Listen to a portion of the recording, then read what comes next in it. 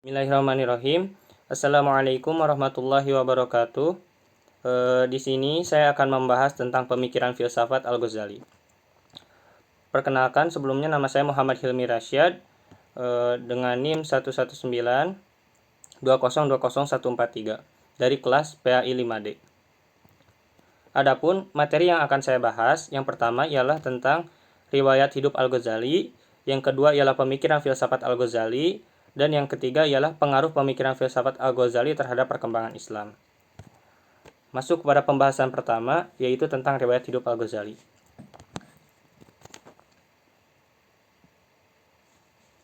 Nama asli beliau sendiri ialah Muhammad bin Ahmad At-Tusi Abu Hamid Al-Ghazali. Para ulama nasab berselisih dalam penyandaran nama Imam Al-Ghazali ini.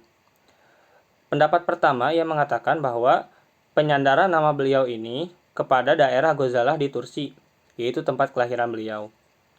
Hal ini diperkuat oleh Fayumi dalam Al-Misbah Al-Munir.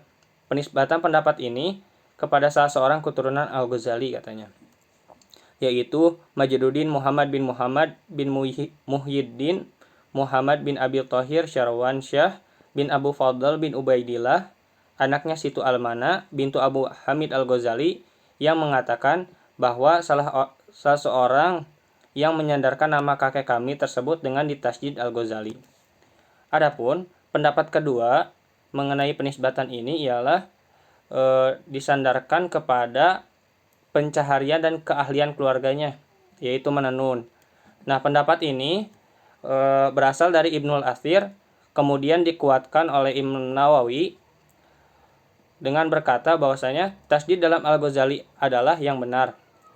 Bahkan Ibnu As-Sam'ani mengingkari penyandaran nama yang berasal dari tempat kelahiran beliau. Bahwasanya Ibnu As-Sam'ani berkata, saya telah bertanya kepada penduduk Tusi tentang daerah Al-Ghazalah dan mereka mengingkari keadaannya. Maka yang dijadikan sandaran para ahli nasab mutaakhirin ini ialah pendapat Ibnul Athir dengan tasdid, yaitu penyandaran nama kepada pekerjaan dan keahlian bapak dan kakeknya. Beliau ini dilahirkan di kota Tusi tahun 450 Hijriah dan memiliki seorang saudara yang bernama Ahmad.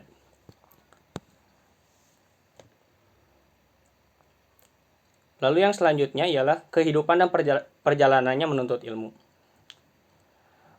Ayah dari Imam Al-Ghazali ini ialah seorang pengrajin kain suf yang dibuat dari kulit domba dan menjualnya di kota Tusi. Menjelang wafatnya, ia mewasiatkan pemeliharaan kedua anaknya ini kepada salah seorang temannya dari kalangan orang yang baik.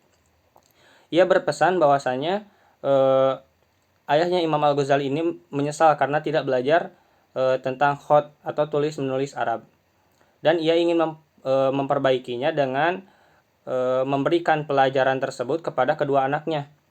Maka ia memohon kepada temannya tersebut untuk mengajarinya dan memberikan harta untuk ditinggalkan dalam rangka untuk mencari ilmu.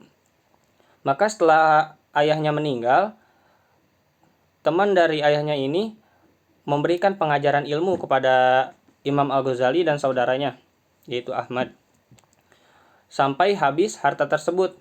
Kemudian teman ayahnya ini berkata bahwasanya tidak bisa melanjutkan wasiatnya dikarenakan keadaan dari teman ayahnya ini sendiri merupakan seorang yang fakir miskin.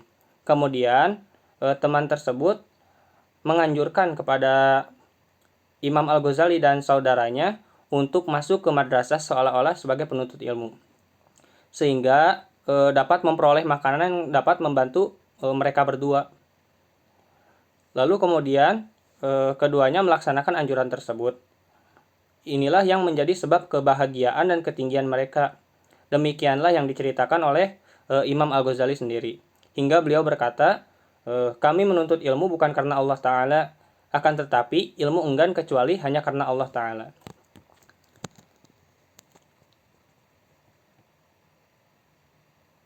Nah, Imam Al-Ghazali ini memulai belajar di kala masih kecil ya. Lalu mempelajari fikih dari Syekh Ahmad bin Muhammad Ar-Razakani di kota Tusi, kemudian berangkat ke Jurjan untuk mengambil ilmu dari Imam Abu Nasr al-Ismaili dan menulis buku At-Talikat. Kemudian pulang ke Tusi. Beliau mendatangi kota Naisabur dan berguru kepada Imam Haromain, yaitu Al-Juwaini, dengan penuh kesungguhan, sehingga berhasil menguasai dengan sangat baik fikih mazhab Syafi'i, fikih khilaf, ilmu perdebatan, usul, mantik, hikmah, dan filsafat. Lalu setelah Imam Haromain meninggal, berangkatlah Imam Al-Ghazali ini ke perkemahan Wazir Nizamul Malik, karena majelisnya tempat berkumpul para ahli ilmu, sehingga beliau menentang berdebat kepada para ulama dan mengalahkan mereka. Kemudian Nizamul Malik mengangkatnya menjadi pengajar di madrasahnya di Baghdad dan memerintahkannya untuk pindah ke sana. Maka pada tahun 484 Hijriah, beliau berangkat ke Baghdad dan mengajar di Madrasah An-Nizamiyah dalam usia 30 tahun. Dan disinilah beliau berkembang dan menjadi terkenal sehingga mencapai kedudukan yang sangat tinggi. Lalu dilanjut kepada pembahasan kedua, yaitu tentang pemikiran filsafat Al-Ghazali.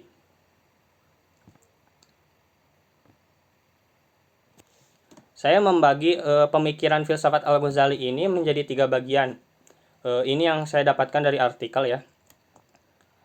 Lalu yang pertama ialah tentang filsafat metafisika. Madkur menyebutkan bahwa dalam masalah ketuhanan, Al-Ghazali banyak mengikuti dan membentengi aliran Asy'ariyah. Al-Ghazali ini sebagaimana penganut Asy'ariyah mencoba menselaraskan akal dan nakal. Ia berpendapat bahwa akal harus dipergunakan sebagai penopang karena ia biasa mengetahui dirinya sendiri dan bisa mempersepsi benda lain. Namun, Al-Ghazali ini menghentikan akal pada batas-batas tertentu dan hanya nakallah yang bisa melewati batas-batas ini. Meskipun demikian, menurut Imam Al-Ghazali, argumentasi-argumentasi yang telah dibangun oleh Asy'ari ini mengenai konsep ketuhanan lebih mendekati pada argumentasi yang bersifat filosofis daripada argumentasi agamis.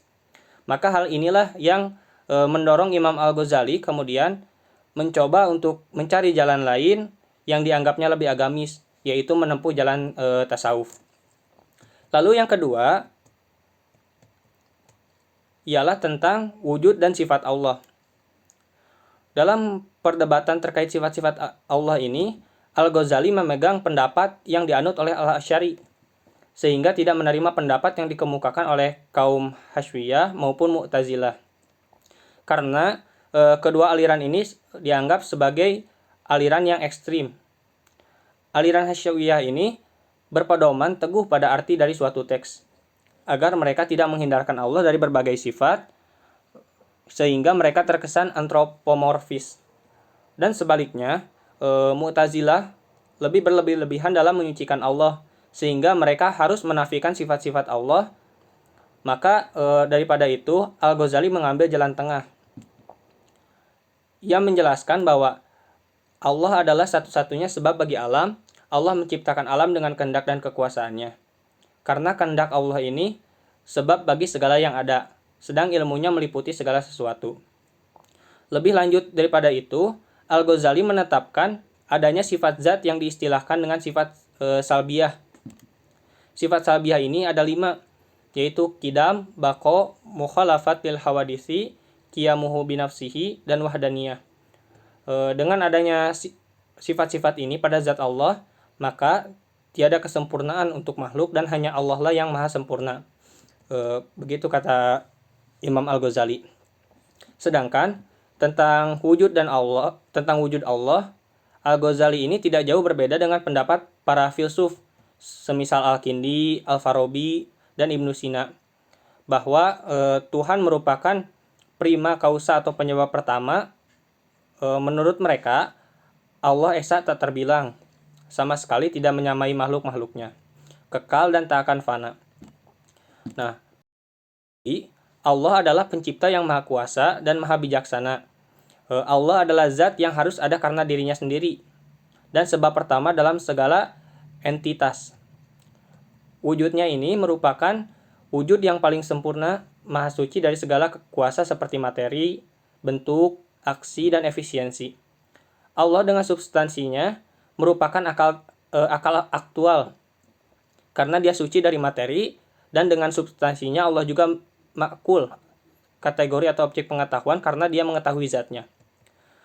Menurut Al-Ghazali, teori ketuhanan Al-Farabi dan Ibnu Sina terpengaruh oleh filsafat Aristoteles. Lebih memahasucikan dan memahabstrakan Tuhan dibandingkan dengan yang dikembangkan oleh kaum Mu'tazilah, menjauhkan Tuhan secara total dari segala yang memiliki celah indrawi dan materi. Tuhan digambarkan secara rasional murni yang lebih mendekati teori transenden dan tak terhingga yang dikembangkan. Maka walaupun dalam pemahaman tentang wujud Allah Al-Ghazali ini tidak jauh berbeda dengan pendapat para filsuf seperti Al-Farabi dan Ibnu Sina, tetapi dalam teori ketuhanan Al-Ghazali ini berbeda dengan Al-Farabi dan Ibnu Sina, karena menurut Al-Ghazali bahwa Al-Farabi dan Ibnu Sina ini pemahaman atau pemikirannya lebih terpengaruh kepada filsafat Aristoteles.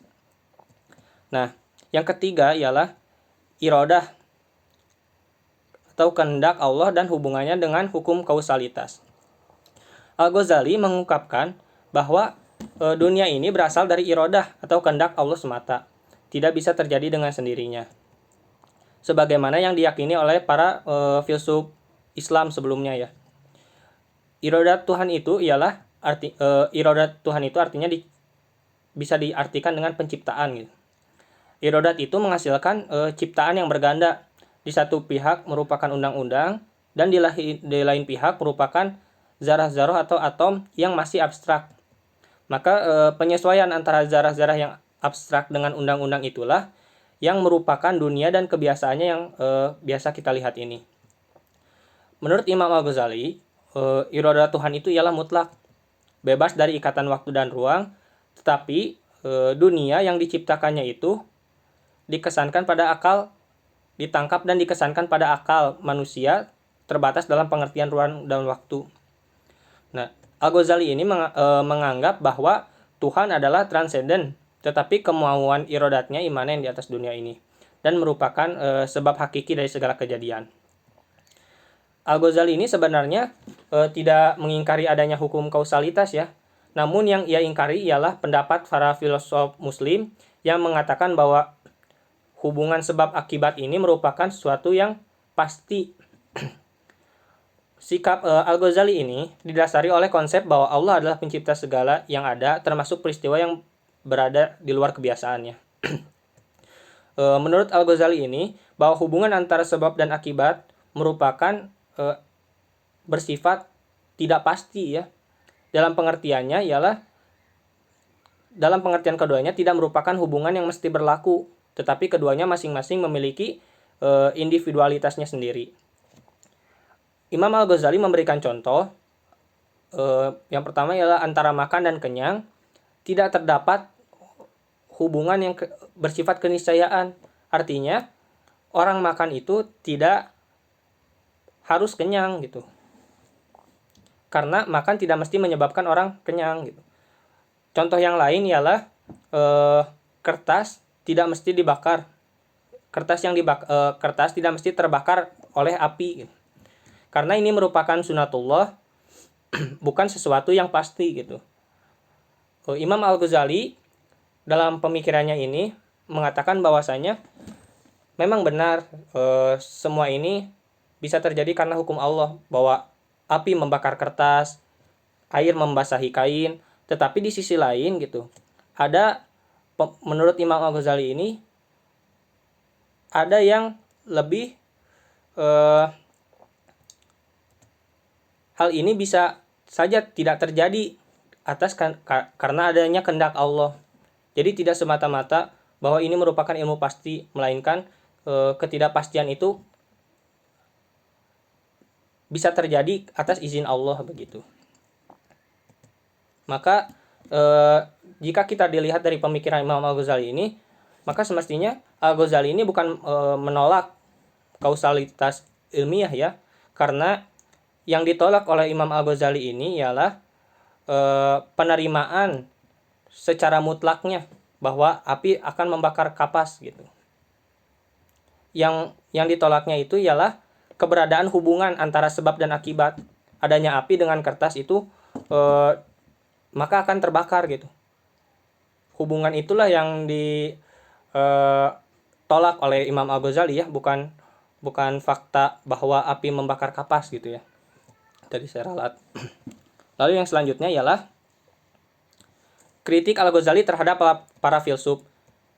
Di sini saya membagi menjadi 3 ya. Yang pertama ialah para filsuf yang berpendapat bahwa alam itu kodim, yang artinya tidak mempunyai permulaan. Ini merupakan pendapat dari Aristoteles dan pengikutnya.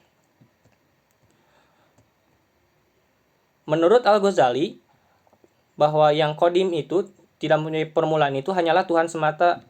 Maka selain Tuhan, termasuk berarti bahwa penciptaan alam ini ya, merupakan haruslah baru gitu atau makhluk gitu. Karena apabila terdapat sesuatu yang kodim selain Tuhan, maka ditakutkan akan memunculkan paham apabila yang kodim banyak berarti Tuhan banyak. Dan pemikiran ini tentu menimbulkan kemusyrikan yang pelakunya dosa besar gitu ya, akan menimbulkan dosa besar gitu. Dan pemahaman seperti ini juga akan ditakutkan digolongkan ke dalam ateisme yang menyatakan bahwa alam yang kodim tidak perlu adanya pencipta. Lalu yang kedua ialah pendapat filosof yang menyatakan bahwa Tuhan tidak mungkin mengetahui hal-hal yang bersifat partikular. Ini merupakan pendapat yang dipegang oleh Ibnu Sina. Al-Ghazali mengkritik seraya mengatakan bahwa para filsuf itu telah melakukan kesalahan fatal. Menurutnya, sebuah perubahan pada objek ilmu tidak membawa pada perubahan pada ilmu. Karena ilmu tidak berubah, karena ilmu berubah tidak membawa perubahan pada zat.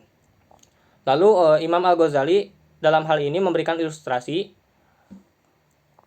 bahwasanya kalau ada orang berdiri sebelah kanan kita, kemudian ia berpindah ke sebelah kiri kita, maka yang berubah sebenarnya itu dia, bukan kita. Ia mengetahui segala sesuatu dengan ilmunya yang satu, semenjak azali dan tidak berubah meskipun alam yang diketahuinya itu mengalami perubahan.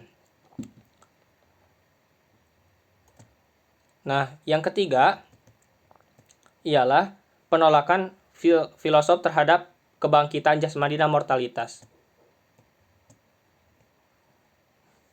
Al-Ghazali mengkritik pendapat para filsuf tersebut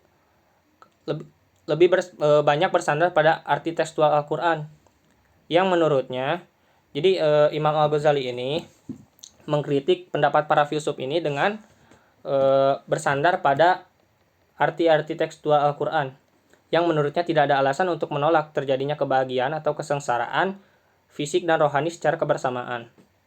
Nah, Allah Maha Kuasa menciptakan segala sesuatu, dan untuk itu tidaklah ada keraguan sedikit pun Allah akan mengembalikan rohani pada jasmani di akhirat nanti. Itulah yang disandarkan atau menjadi pemikiran dari Imam Al-Ghazali. Lebih lanjut lagi, Al-Ghazali menegaskan bahwa kekalnya jiwa setelah mati tidak bertentangan dengan ajaran Islam. Bahkan terdapat beberapa hadis yang menyebutkan bahwa roh-roh manusia merasakan adanya kebaikan atau siksa kubur dan lain-lain. Semua itu sebagai indikasi adanya kekekalan jiwa. Sementara itu, kebangkitan jasmani secara eksplisit telah ditegaskan oleh syara atau agama dengan arti jiwa dikembalikan pada tubuh, baik tubuh semula maupun tubuh yang lain atau tubuh yang baru dijadikan. Nah, masuk ke pembahasan yang terakhir, yaitu tentang pengaruh pemikiran Al-Ghazali terhadap perkembangan Islam. Pengaruh pemikiran Al-Ghazali ini, yang pertama ialah upaya Al-Ghazali mengatasi problem spiritualnya dalam menghadapi berbagai pemikiran yang hidup dalam berbagai aliran keagamaan, telah berhasil gitu mengatasi berbagai problem keagamaan yang tengah dihadapi oleh umat manusia. Dikarenakan ketajaman analisanya terhadap berbagai pemikiran yang berkembang pada masanya, Al-Ghazali ini berhasil mengangkat namanya dalam bidang-bidang yang dikajinya sebagai tokoh pembaharuan. Nah, karena ketokohannya tersebut pada saat yang sama telah merekonstruksikan Islam di atas autentisitas kalam Allah. Maka dari sinilah keberhasilan Al-Ghazali memperkuat, memperkokoh, dan memperluas wilayah Islam Sunni hingga saat ini. Jadi salah satu jasa dari pemikirannya ini, pengaruhnya juga, ialah Al-Ghazali ini memperkuat, memperkokoh, dan memperluas wilayah Islam Sunni hingga saat ini. Lalu yang kedua ialah sikap Al-Ghazali dalam menghadapi berbagai problem spiritual dan ketegarannya menemukan kebenaran substansial. Seperti yang ditulis dalam karya autobiografinya, telah menarik simpati tokoh-tokoh modern, baik itu dari timur maupun barat. Hal ini secara implisit mengangkat Al-Ghazali sebagai figur spiritual, baik itu di kalangan umat Kristiani ataupun Islam sendiri ya. Karena dengan berbagai visinya telah mempermantap pengikut dan negara Islam Sunni atas negara Islam Sufi sampai kini. Lalu yang selanjutnya ialah tanggapan dan kritiknya terhadap filsafat ini, filsafat, teologi, dan sufistik yang berkembang pada masanya melahirkan karya-karya yang pengaruhnya tidak dapat diabaikan. Nah, ini baik di dunia Islam sendiri maupun di luar Islam. Karena itulah ia memperoleh gelar Hujatul Islam dan dianggap sebagai intelektual muslim terbesar. Lalu yang selanjutnya ialah sumbangannya terhadap ilmu pengetahuan. Dengan senjata moral religiusnya, ia meletakkan arti, nilai, dan tanggung jawab moral di atas struktur ilmu pengetahuan. Dan melalui karya-karyanya dalam berbagai bidang, baik bidang politik, sosial, filsafat, logika, etika, tasawuf, hukum, dan sebagainya, telah memberikan berbagai nuansa baru bagi perkembangan dunia intelektual muslim yang ontologi pemikiran Islamnya lewat studi Quran, di samping dunia intelektual secara umum gitu. Imam Al-Ghazali juga di timur mendapat sukses di bidang pembaharuan mental dan spiritual umat, sehingga pendapat-pendapatnya merupakan aliran yang penting dalam Islam. Ia juga berjasa dalam membela agama Islam dan umatnya dari pengaruh negatif pemikiran. Di belahan dunia barat, tulisan Al-Ghazali ini tidak saja mempengaruhi pemikir Islam gitu ya, seperti Ibn Rushd, tetapi juga mempengaruhi para pemikir Kristen dan Yahudi. Nah, itu merupakan dampak ya dari pengaruh-pengaruh pemikiran Al-Ghazali terhadap perkembangan dunia Islam maupun bisa dibilang dari dunia barat juga ya. Karena tadi dijelaskan bahwa dari luar Islam juga terdapat gitu pengaruh dari pemikiran Al-Ghazali ini. Lalu di antara banyaknya kelebihan dari pemikiran-pemikiran filsafat Imam Al-Ghazali ini, tentu saja terdapat kritik gitu ya dari beberapa tokoh atau dari beberapa filsuf yang lain gitu ya mengenai pemikiran-pemikirannya ataupun jalan yang ditempuh dari Imam Al-Ghazali ini. Adapun kritikannya sebagaimana yang dijelaskan di PowerPoint ini ialah Al-Ghazali telah melakukan kesalahan besar terhadap perjalanan sejarah Islam karena dalam memberikan solusinya terhadap problematika umat lebih cenderung mengajak mereka untuk memasuki jalan tasawuf yang mengabaikan kehidupan dunia dan menghambat kemajuan masyarakat karena tenggelam dalam mencari kebahagiaan yang bersifat pribadi dan individualistis. Lebih dari itu, ahli filsafat Islam juga berpendapat bahwa pemikiran Al-Ghazali ini menjadi starting point dari kemunduran peradaban Islam, yaitu berawal dari diluncurkannya suatu karya yang spektakuler yang berjudul Tafahud al-Falasifah.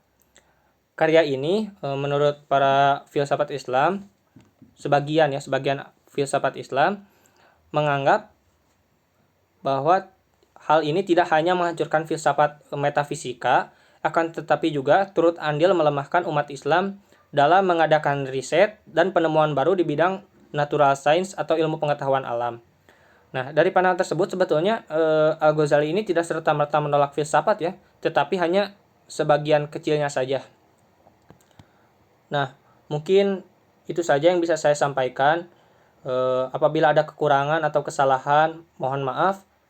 Wassalamualaikum warahmatullahi wabarakatuh.